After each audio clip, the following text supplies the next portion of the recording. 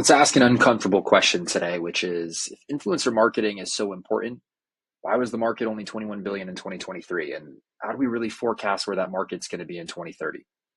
21 billion sounds like a lot of money until you really think about the global market for digital. And that's 480 billion, meaning that influencer marketing is less than 5% of digital right now. And we're forecasting 24 billion by the end of this year. 15% year over year growth is great.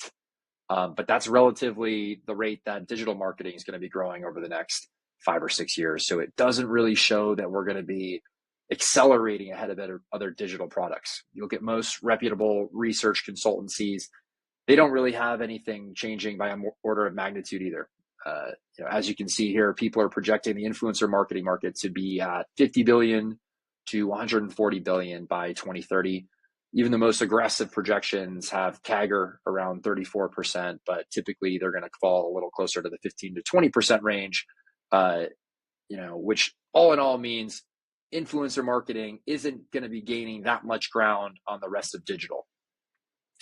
What I want to ask is, does that really make any sense? And how can we go about analyzing it? Basically, the market is saying influencer marketing is an inferior ad product to search and paid social. Do CMOs really feel like that? Why do 92% of people trust influencers over traditional ads? It doesn't really add up. And I think there's only one reason that brands could be preferring, let's say paid search and paid social over influencer marketing. The reason for that is attribution. Brands consider performance marketing products pretty much always better ad products, and they spend accordingly, which is not to say that brands don't value top of the funnel. They obviously do, but they prefer bottom of the funnel. So much so that Airbnb actually had a well-documented arbitrage success story where they were basically aggressively buying top of the funnel recently because it's so underpriced in today's markets, because every other brand is preferring bottom of the funnel. But that's a story for another day. Point is, brands obviously have a preference for performance and attribution. And that's really a fleeting concept for most people in the influencer space. So if that's true, then the next question becomes, why? Why isn't the market being more aggressive? Why isn't the influencer market, that is, being more aggressive about adopting performance solutions for creators? Those tools already exist. If there's another 80 to 100 billion in value to be created overnight, how has everybody missed that? Well, the answer is those tools do already exist.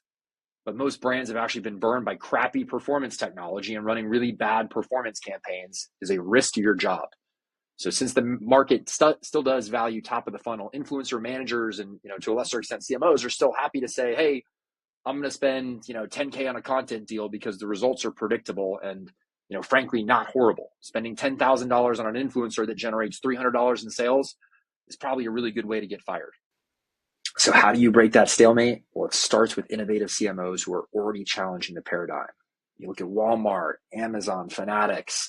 They've already adopted the next generation of social comm tools, and these campaigns are now significantly outperforming the rest of the market.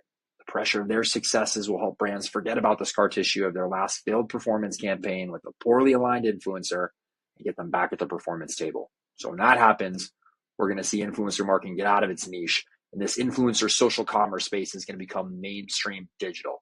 And that can happen very quickly. Digital went from 45% of linear in 2011 to overtaking it in 2016. Change happens fast. So let's get back to the original question. How big is influencer in 2030?